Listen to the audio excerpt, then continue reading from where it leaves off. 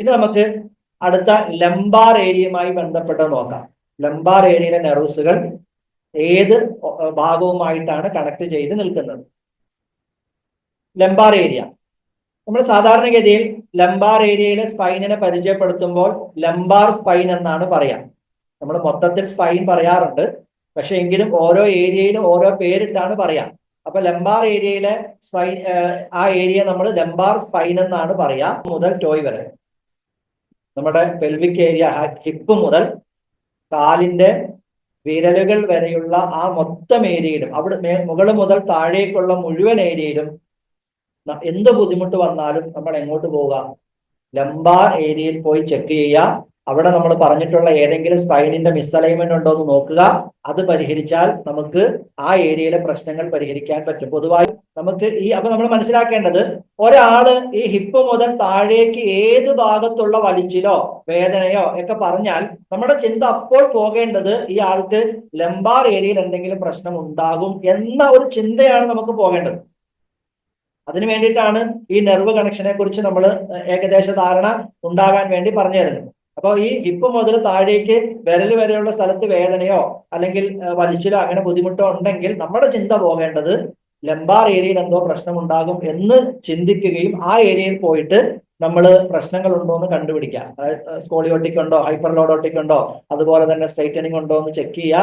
അത് പരിഹരിച്ച് കൊടുക്കുകയാണെങ്കിൽ ഒരുപക്ഷെ പെട്ടെന്ന് ഇതിന് ആശ്വാസം കിട്ടും. അതാണ് നമ്മൾ ഈ കണക്ഷൻസ് തരുന്നത് കൊണ്ട് ഉദ്ദേശിക്കുന്നത്, നമ്മുടെ സ്പീഡ് ഡയഗ്നോസ് നടക്കാൻ വേണ്ടിയിട്ടാണ്.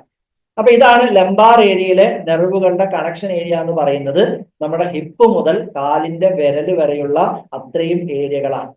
നമ്മൾ കഴിഞ്ഞ സെക്ഷനിൽ നട്ടെല്ലിന്റെ രോഗാവസ്ഥയാകുന്ന 4 കാര്യങ്ങൾ പറയുകയുണ്ടായി. അതില് സ്ട്രൈറ്റനിങ്, അതേപോലെ തന്നെ സ്കോളിയോസിസ്, ഈ 2 കാര്യങ്ങളെ കുറിച്ച് നമ്മൾ കഴിഞ്ഞ സെക്ഷനിൽ പറഞ്ഞു. ഇന്നത്തെ സെക്ഷനിൽ നട്ടെല്ലിന്റെ രോഗാവസ്ഥയിൽ, അതായത് സ്പൈനിന്റെ ഷേപ്പിൽ വരുന്ന വ്യത്യാസം, യഥാർത്ഥത്തിലുള്ള സ്പൈനിന്റെ നോർമൽ ഷേപ്പിൽ 4 തരത്തിലുള്ള വ്യത്യാസങ്ങൾ വരുമ്പോഴാണ് അതൊരു രോഗാവസ്ഥയിലേക്ക് ആകുന്നത്. ആ 4 അവസ്ഥയിൽ 2 കാര്യങ്ങൾ നമ്മൾ പറഞ്ഞു, ബാക്കി 2 കാര്യങ്ങളാണെന്ന് പറയുന്നത്.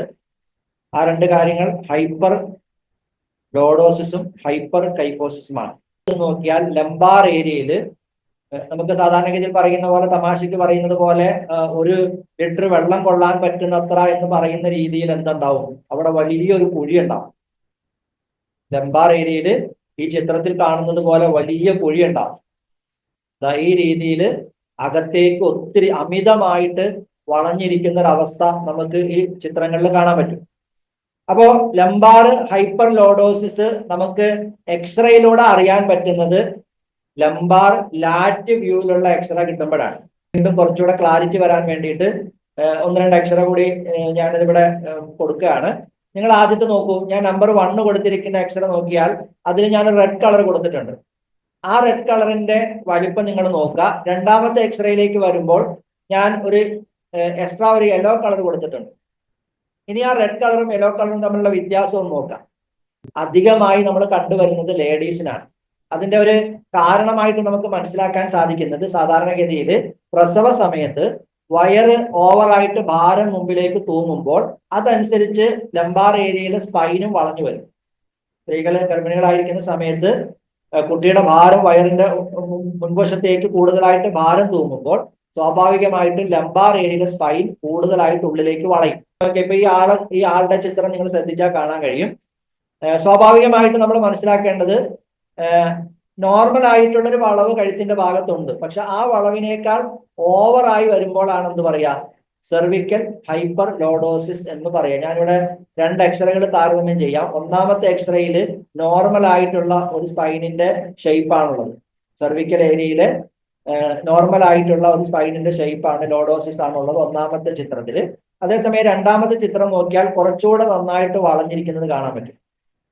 കുറച്ചുകൂടെ നന്നായിട്ട് അത് വളഞ്ഞിരിക്കുന്നത് കാണാൻ പറ്റും. ഇത് സെർവിക്കൽ ഹൈപ്പർ. ഒരാളുടെ സ്പൈനിന്റെ ഷേപ്പ് വ്യത്യാസം മനസ്സിലാക്കാനുള്ള ഏറ്റവും പ്രോപ്പറായ വഴി എന്ന് പറഞ്ഞാൽ, സംശയമില്ലാതെ നമുക്ക് കൃത്യമായി ഡയഗ്നോസ് ചെയ്യാൻ പറ്റുന്ന വഴി എന്ന് പറയുന്നത് ആ വ്യക്തിയുടെ, ആ രോഗിയുടെ സ്പൈനിന്റെ എക്സ്റേ വ്യൂ ചെയ്യാന്നുള്ളതാണ്.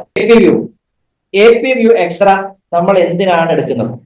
അല്ലെങ്കിൽ എ പി വ്യൂ എക്സ്റേ നമ്മുടെ കയ്യിൽ കിട്ടിയാൽ അതിൽ നിന്ന് എന്താണ് നമുക്ക് പ്രധാനമായി മനസ്സിലാക്കാൻ സാധിക്കാം?